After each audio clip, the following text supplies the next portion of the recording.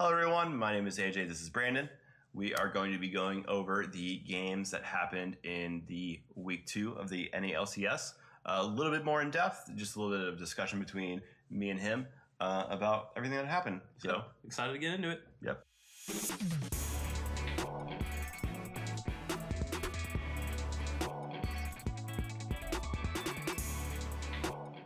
So the first game of week 2, day 1 was Clutch Gaming versus CLG, which on paper looks really fun, especially considering at the end of the summer split in the playoffs last year, you had NV versus CLG, really close matchup. Yep. And Clutch is 3/5 of that roster. So yeah, it looks really fun on paper. Counter Logic Gaming been having a rough start. Yes, to say the least. Yeah.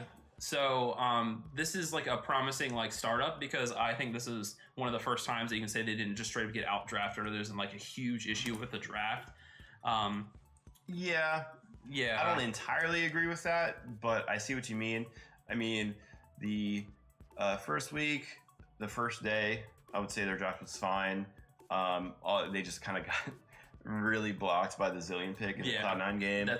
Then in the second day, the Zillion pick was weird. I'll give you that. And then the first day, this is when they picked Jace mid, right, and flat top. I guess it's also not a perfect draft from them, but I don't know. I don't think it's like terrible. Out of the three, is probably the one I would take. Okay. And you have the classic CLG start to the game, right? They have really good. At least this split. Yeah. Rainover's just always in the enemy jungle, and they actually get a nice kill onto solo top lane, where Rainover is topside. He places a ward, who he immediately teleports to it and kills him. Yep. Really heads up play.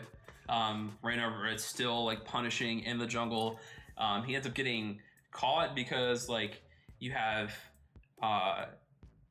Febiven under turret. He is level 5, hit 6, immediately goes back and cleans up the kill. So it's kind of the start of it, because then Febiven just unlocks this game. He looked like an absolute monster. The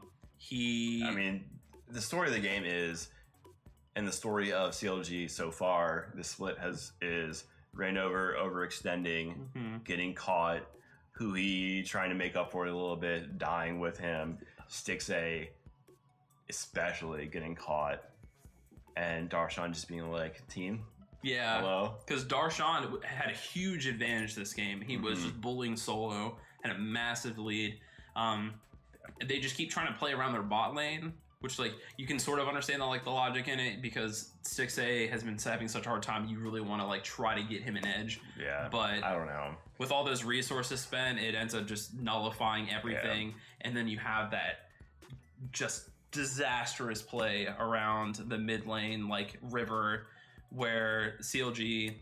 It starts off okay, the fight does, but you can clearly see that Clutch has the advantage in the fight, and they're just out DPSing them, and they keep over committing for Febiven. Rainover dies initially, and by the end of the fight comes back and dies again. Yes. There was the part where Stixay just walks through the river, nowhere near his team, and eases forward and gets flashed on and dies. Not the last time that happens in that game at all. No. Lyra was actually playing really well this game. He set a lot of this play up and getting everybody in the position for Febiven to make these plays. But Febiven had that really good Azir ult that really disengaged the second time that they were trying to collapse on him. And Rainover was trying to collapse on him the last time during that fight, and it ended up with a pentakill. Yes, for Febiven. And at that point, it was over. He was I'm pretty sure he was 10-0 at that point. It was 20 minutes in the game. He had 10 kills. He's already on a scaling champion, and you have him on 3 items 20 minutes in the game. Yeah. It was just, the game was absolutely over at that point. There was even interview that happened right after the game where they're talking to Febiven and asking him how the game went, and he's like, I have no idea what CLG was doing. They just gave me all those kills and the game was over. We feel you, Febiven. Yeah, we feel you. So yeah, I mean, I think that sums up that game. There's nothing more to talk about. CLG just gave it to him on a silver platter. Yeah. So the next game is the TSM versus Optic game, yes. And to be honest, not a whole lot to talk about this game either. No, this game was so slow. Yeah, so slow. So TSM drafts this comp where they have no clear engage, but they have pretty good wave clear. They get like a sort of lead. And so Optic is just the entire time hesitant to do really anything. Yeah, they're on the back foot. And all like throughout the entire 60 minutes of this game, like every 10 minutes there was like one kill that happened. And so I don't even really know what to talk about. Yeah, they just bled the game out until Optic was confident enough to push into TSM's base, and then TSM was just like, nah, just kidding. Yeah, there was that. That was when Miffy was on Ornn and got that 3-man knockup. Yeah, it was a good play. It was a good play. To me, it completely felt like TSM, partly because of the organization itself and the fans needed a win after the slow start. They never started 0-2. They had to push it. They drafted a team comp. They had two people that took Relentless Storm, Gathering Storm, and they knew this game was going to go late, and they knew that they would have the better individual macro play than Optic, and they won. But even with that game plan in mind, it still wasn't that convincing. No, Mike Young did not have a great, at least first half of the game. Playing Evelyn, you at least want to gain some advantages before 30 minutes. Yeah, that was a huge problem. I mean, in his defense, he did bring in clutch near the end of the game.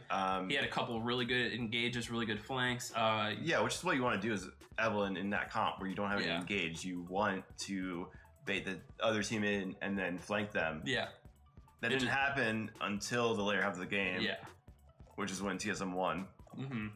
So it was 1-1. Exactly. I mean, yeah, it's a boring game. I don't even want to... It's not fun to talk about. So we can move on to the next game of the day, which was Cloud9 versus Echo Fox, and the exact opposite of the TSM game. So much fun. I love watching Echo Fox play. And Cloud9. I love watching Cloud9 and play. Echo Fox have been fun teams to watch this so far. They've been the most aggressive and confident teams out of all of them. Cloud9 with the new Cloud9 Classic with the bot lane, they're running Summer Spellbook. Double on Unsealed Spellbook, and after the first back, taking Teleport, which I just love. I think it's so cool too. Because you're just so used to 5-man's bot with like the top laner teleporting in, and then the junglers, and then the mid laners roaming down. But Cloud9 says, no, our bot lane is actually going to teleport top lane and like save our top laner sometimes. We're going to make map plays with our bot lane. It's so like refreshing and just it's fun to watch. I agree. And they played it pretty well. Yeah, and a lot of those teleport and global plays revolved around the top lane a lot, actually. Yeah. I think part of Cloud9 and part of Echo Fox's strat coming into this game was to try to exploit Licorice, because he's still a bit of a question mark for like a lot of people. He held up pretty well. I think he held up really well. Now, he was in a winning matchup, Jace, against Gnar. And he didn't come out with the most giant advantage, but he definitely did not lose. He was winning that lane. Yes. And he actually had some really good plays, especially when like the TP plays started coming in. He was like barely living and getting like trade back kills. I think in the end, he did well, especially against a huge name like Huni. Huni did still end up having more of a team fight presence, but that's Gnar in general for you. And Huni in general, I think. Yeah, I mean, it's so hard to like... It's so hard to like stack them up head to head, but I think all things considered, Licorice did a really good job in this game. It just ended up being Echo Fox being really clutch in team fights, which they're showing off really well this split so far. They're probably the most cohesive team in the NA LCS right now, I'd say. They look great. Really fun to watch just because they just brawl it out and they win. Dardoch is showing up. I think he's even outperforming Huni in some of these games. Like they're a very good combination. And also Phoenix in the mid lane. Phoenix showing up. Yeah, I mean, he's doing more than just alleviating pressure from mid laners. Mm-hmm. He's winning matchups. He's making huge team fight plays. Mm-hmm. I think he's doing really, really well. Yeah.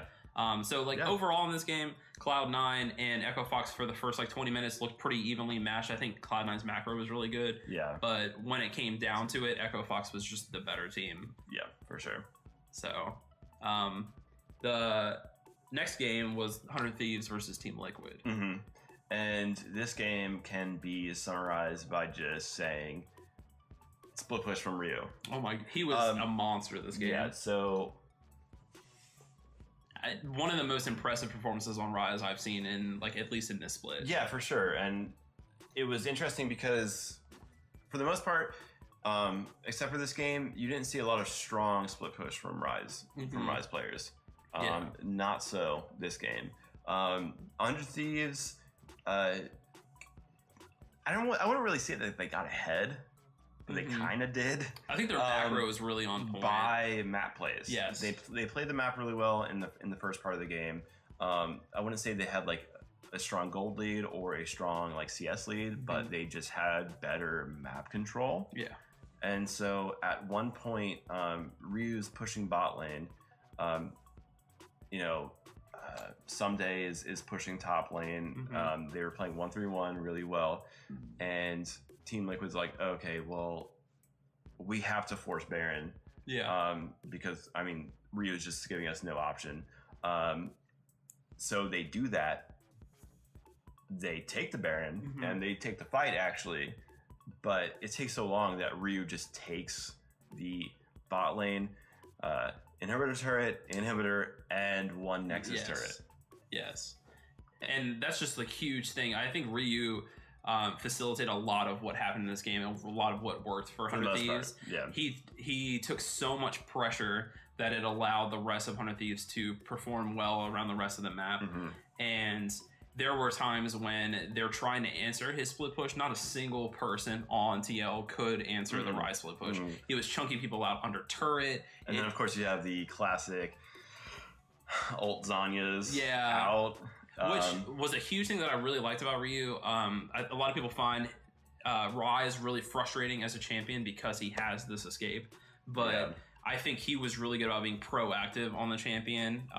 Like I said, a lot of people I feel like are just really reactive, and he was good about making teleport plays, not only to save himself, but to get into the fray, to make plays. And overall, 100 Thieves, this was their best game by a long shot. It was really nice because the one time that Team Liquid had the window to get back into the game, which was when they took the Baron, you saw a double lift split bot and try and get the bot inhibitor. They managed to find him and kill him. Yeah. And also they had done some wave prep so that TL's Baron didn't really matter. No, which nullified that completely, and they just kept up the split push pressure, and they just choked TL out of the game. It was really impressive. It ties right back into the macro. They were 5 steps ahead of Team Liquid almost this entire game. Yeah. To round the game, around the day out, the last game was in fact Golden Guardians versus FlyQuest. This game was another slow, kind of boring game. And it really showed us the Golden Guardian special, which is in fact them taking an early lead and looking pretty good, actually. Yeah. Lorlo's against Flame, and you're looking at that on paper, and you're like, Lorlo's going to get straight up smashed. Yeah. And he did a decent job of not getting smashed. Had a little bit of pressure. But really, I think the huge player in this was Matt. He's playing Thresh, and good Thresh play. Really good Thresh play. Onda is playing Zac on FlyQuest, which a champion he's really good at. But there's so many times where Onda's jumping in and he'll get Thresh flayed by Matt and just negate the entire engage, which is really huge because that's all Zac really is engage and bleeding the fight out. There's another play where they're all around Dragon and Rise is TPing his team out, FlyQuest, and Matt gets the hook onto Rise and goes with them, and they end up getting some kills. Yeah. So that was really good for Golden Guardians, and you're really thinking that this might be their first one of the season. And then they take just 3 or 4 bad fights in a row. They get Baron, they're pushing down. They end up getting killed in their tower. I believe that happens more than once. They just have bad mid game and late game macro shot calling. And like the meme is like, oh, it's high. Yeah. Like, it's gonna be good shot calling and good, map play, but it's not. Yeah, I mean, these setups that Golden Guardians are getting in their game should be, this is how this team wins. They managed to not get behind in the early game, which when you're looking at this roster, you got to expect that in a lot of your lanes you're going to go behind. Yeah, for the most part, yeah. So they end up being ahead, actually, and then, High is supposed to tell them exactly what to do, where to do it, and they win. Mm-hmm. And that is the exact opposite of what happened. FlyQuest 2-1, Golden Guardians no wins. Honestly, neither team really still looks impressive. Golden Guardians are where everybody thought they would be. FlyQuest is doing okay, but honestly, their wins against a weaker TSM and a Golden Guardians aren't too impressive for me. Yeah. So day one, some really boring games, some really fun games, but here and there. Yep. That wraps up day one. Yes. To start us off for the second day of the second week of the NALCS, it was Echo Fox versus TSM. Yes. In this game, TSM actually had the lead for the majority of the game. Mm-hmm. Haunter was just popping off. Oh my goodness. He crushed Huni. Yes. Which is not a small feat. No. And Echo Fox just could not handle the Fed Vlad in team fights. Haunter looked the best that he's looked all year, this thus far. And Haunter was in a winning matchup. He had the Vlad on the Gnar, on the Gangplank. Mm-hmm. But he took that matchup so hard and got the biggest advantage I've seen anybody get out of that matchup so far. Out of all the Vlad GP matchups, it's probably his. Yeah, and Haunter did a pretty good job, I feel like, of carrying that around the map too. Yeah, and that's the goal. Exactly. For Vlad. Unfortunately for TSM, Dardoch is just a beast. Yeah, Zach. He's honestly looking like, I mean, you're only 4 games into the season, but he's looking like potential for like one of the best players in the LCS. Yeah, for sure one of the best junglers, but possibly one of the best players. Yeah. Echo Fox was on the brink of defeat. Yes. You were thinking at that point in the game, it was like 30, 40 minutes into the game, that they were going to lose. And they needed a miracle team fight to bring it back. They needed a couple miracle team fights to bring it back. And Dardoch did it. He found the engages, a lot of times on the Bjergsen, a lot of times onto Sven. Yeah, him really getting into the back line and getting those pulls back into his team. Really even just disrupting like the flow of the fight just by him being able to constantly jump in, especially once he got his Warmogs. He could just be in and out of fights. Yeah. And then once Echo Fox was bringing it back, Huni had the time to scale up, and he eventually, made his impact in team fights on the Gangplank. Yeah. And it was a fun game to watch because you saw dominant play from both teams. Yeah. And, a big swingy comeback like that is always nice. Echo Fox ends the week 4-0. Yeah, Echo Fox looks really good. Even in a game like this, it was really tough for them. I think a lot of people's questions for Echo Fox was, how is this team going to do when they're behind? Because they're usually coming out with these explosive leads and manage to close the games out. And they were behind this game. They were put so far behind TSM. Like you said, there was a point where you're like, there's no way Echo Fox can turn this back. And they managed to do it. Their team fight is really good. Phoenix is still holding his own, especially against all the top talent that you have. Yeah. And if you're a TSM fan, even with the loss, this was their best performance of any of their games, I think, even in their loss. Even considering their win against Optic, I think they still looked pretty good. Yeah. They have some issues with like the late game and trying to close it out, but I mean, that's a pretty clear thing to work on. So if you're a TSM fan, it's not all doom and gloom. The next game of the day was Cloud9 versus 100 Thieves, which, again, another game on paper that's really fun.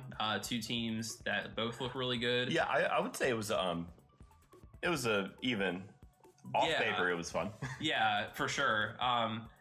The big theme in this game was globals, which is becoming a thing for Cloud9, which I really like. I think it's really fun to watch. We talked earlier about how Echo Fox is one of the most cohesive teams in the NALCS, and I think that the only other team that could really rival them at this exact time is Cloud9.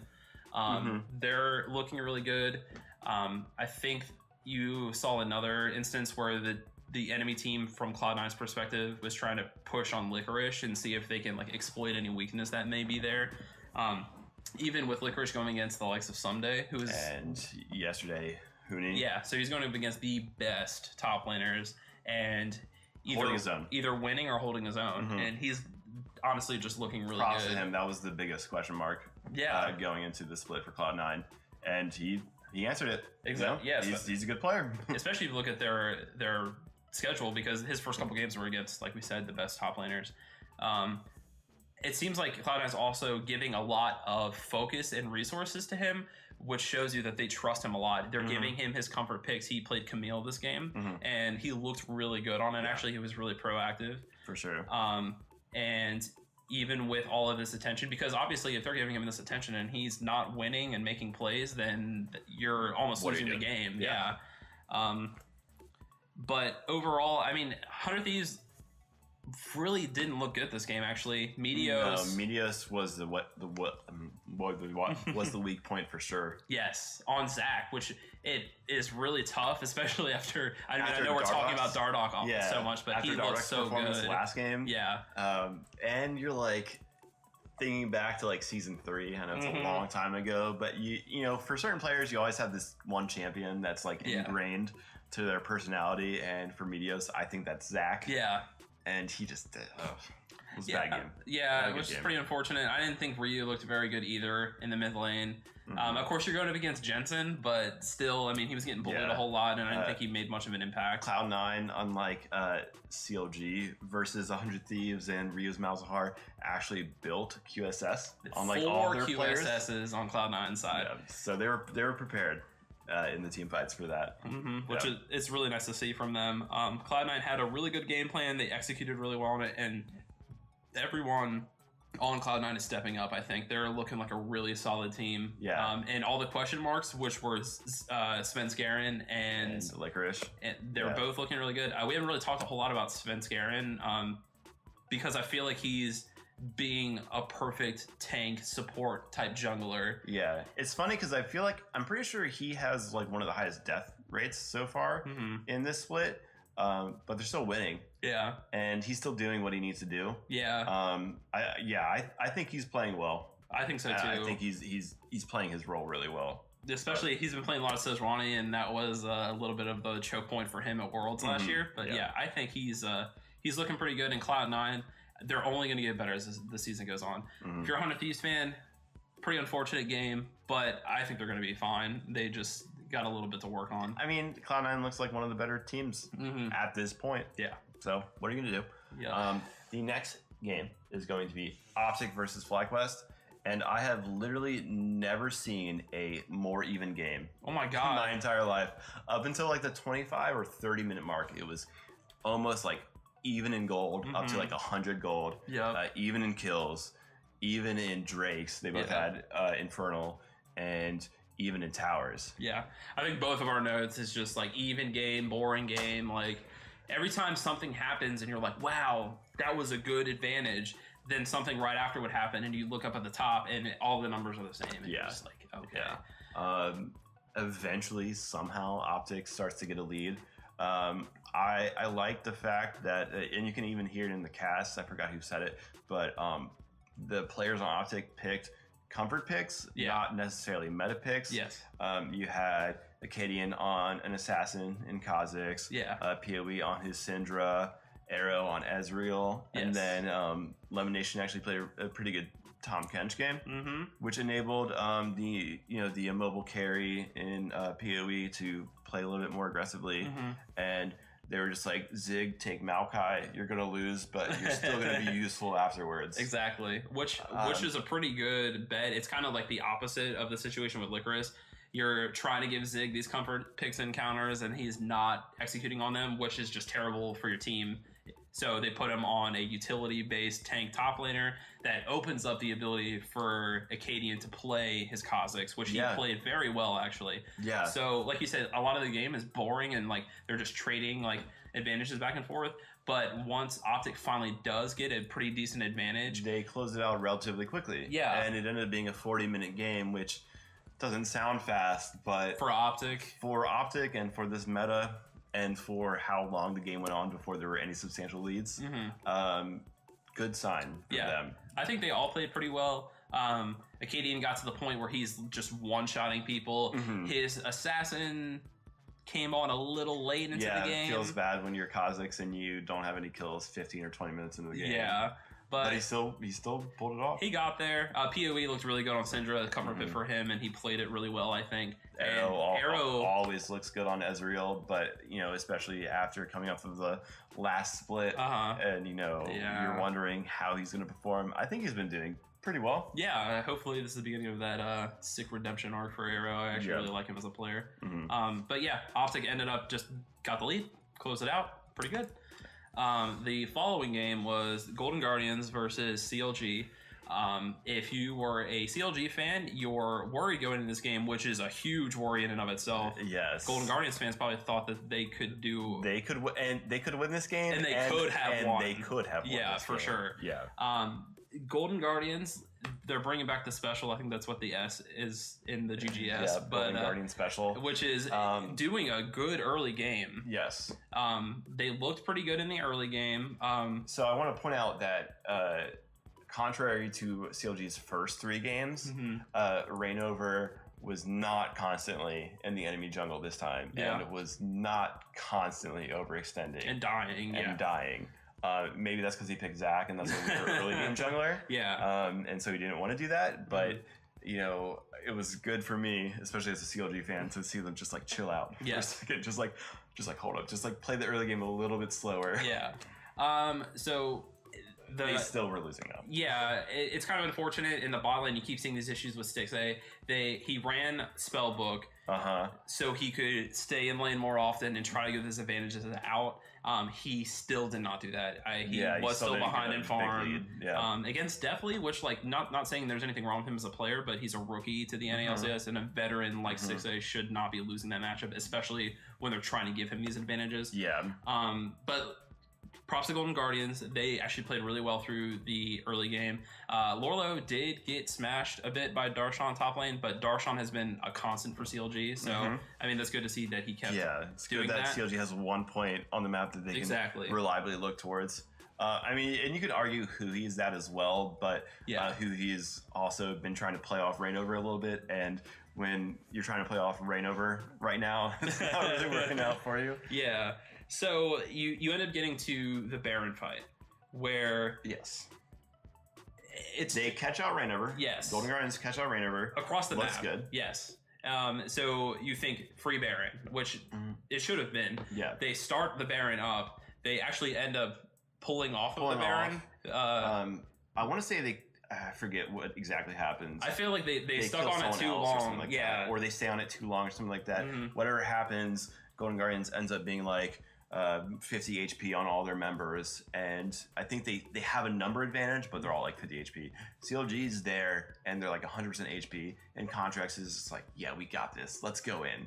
And like EQs onto one member, ults onto another, and stopwatches, and then dies. Yeah, it's like as soon as he EQ'd, he knew that he had fucked up. Yeah. And he had vision, obviously, because he EQ'd a CLG member in the bush, so he jumps over the wall and then uses his stopwatch for no reason and dies. And that was the beginning of the end. The beginning of the end for the Golden Guardians. It ends up cascading into an ace for CLG and the Baron for CLG. And one of the biggest gold swings of the split so far. Yeah, because at this point, Golden Guardians were like 4 or 5k gold ahead, and then CLG managed to turn that into like a 5 gold ahead for them. Yes. So after that point, CLG was like pretty good about holding on to their lead. Darshan and Huhi started doing the 1-3-1 and split pushing, and Huhi was doing the same thing that Ryu was doing yesterday on Rise, just bringing a lot of pressure in the split push. And despite Stix's best efforts, they were able to finally find a fight. Yes. And close out the game. Yeah, there was still a couple instances where 6A got called out.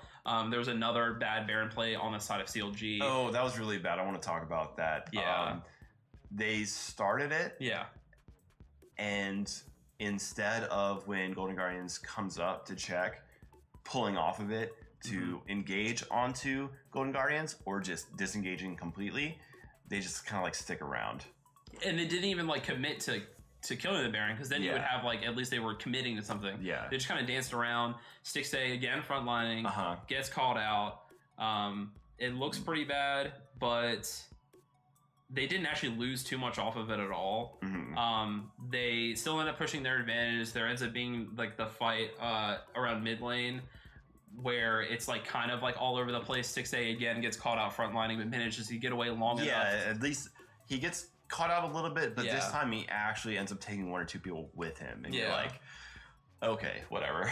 And during that time, you have Darshan on the top side and Hui on the bot side, and they're kind of just like two people. He's like 1v2ing, and then Darshan is with Bio and Rainover, and they're winning their side of the fight.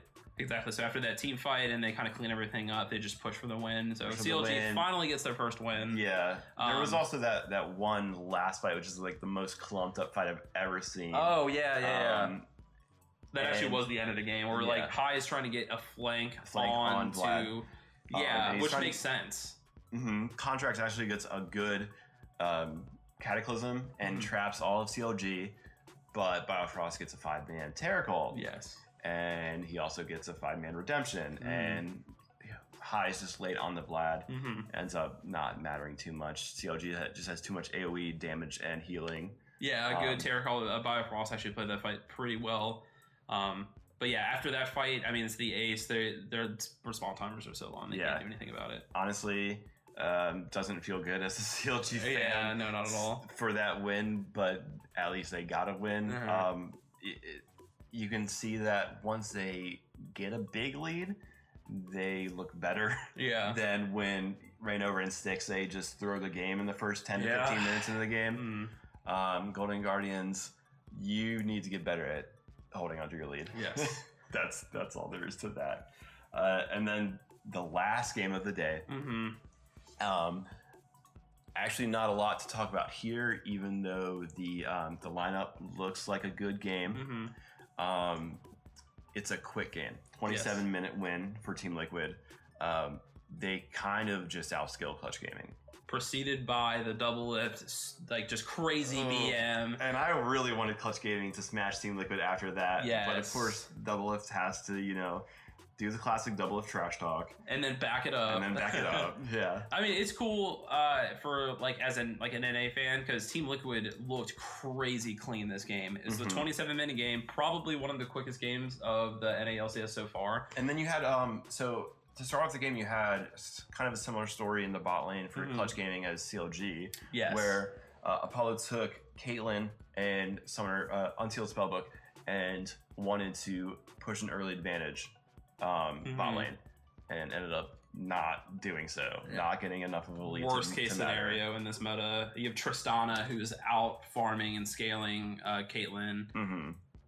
He can do absolutely nothing. Lyra is just getting caught out left and right. Febiven was doing really well in the mid lane, actually, against Pobelter. He was ahead, and Lyra gets called out. He tries to get away, fails a flash, gets killed by Pobelter. So all this lead that Febiven is like slowly getting in the early game just gets nullified. Washed away. Yeah. And that's just the story of the whole game. Lyra gets called out like 3 or 4 times. Apollo, he gets called out, but honestly, like, after being that far behind on a Caitlyn, there's nothing for him to do in the first place. Yeah, the game's lost after the laning phase. Yeah. I mean, the bright spot for this game is Solo in the top lane. Actually didn't get steamrolled by Impact. He actually did pretty well in that matchup. It was the Gnar versus Gangplank with Solo on Gnar and Gangplank on, well, not necessarily Gangplank on Impact, but the other way around. But yeah, he actually did pretty well in that matchup, but it amounts to literally nothing when his team is just inting all around him. Like I said, I don't really like that draft. I talked about this when CLG did it with Caitlyn. I'm not a fan of that, especially in this meta. You can play early, because Cloud9 did that, and they did that well. But when you're playing such a dependent, you have to smash your lane and get early turrets. especially like Apollo versus Double Lift. I'm not saying that Apollo can't come up to the challenge, but you're setting some pretty high expectations. And then you pick a champion like Caitlyn instead of a champion like Tristana, where they both are kind of like tower pushing champions. And of course, Tristana's more late game focused. Caitlyn's more early game focused. But you fall behind as Caitlyn, and then you just can't do anything. No. You don't do enough damage. You don't scale hard enough. Yeah, it's hard to talk much about that game. Team Liquid looked crazy clean. One of the quickest games of the split so far, 27 minutes. And in this meta and how the pro teams have been approaching, their games and taking it slow, a really convincing clean win for Team Liquid. For sure. That closes out the week. It does close out the week. Do you have any final thoughts about any like the players or teams before we close it out? Not really anything like out of the ordinary. I really like how Echo Fox looks right now. That's exactly what I would say. Dark is a beast. Yes. Funi is a beast. Phoenix is a beast. Phoenix is a beast. And Altic and Adrian are pulling their weight. Yeah, for sure. They're not always gonna like carry, but they're not gonna lose, and they're pretty good in lane and in team fight. So I think Echo Fox is gonna be huge to look out for. It's gonna be hard to stop this team's role. And I really loved in the comms of one of the games you heard before it started them joking around about like the toxicity thing. Yeah. Because the enemy team was all huddled up, and they were all sitting at their computers, and they're like, "We can't huddle up, or we just start fist fighting each other." Yeah. And that was Darda. Yeah. Like. I think it's really funny. It is really funny. So I think the NALCS is crazy stacked this year, and I'm really excited about the rest of the games. Yeah, cool. So guess that'll round it off for the week. Thank you for watching. Yep. Catch us next time for our videos on the NALCS. We'll continue doing our short form, quick rundowns for people who just want to quickly go over the results of the games and how they went, and then our slightly longer, more discussion-based videos like this one. Speaking of which, we did put out a webcam video last week. Really long-winded, and we are going to do it way better next time. It'll just give us some like midweek random topic points. If anything like develops halfway through the week, or we have any new thoughts, we'll go over it. Patch notes. So it's really more of a relaxed. Yeah. We won't really have like a lot of pre-talking points. We'll just kind of get into it. Really exciting stuff. So if you watch this video, thank you very much, and we'll see you next time. Bye.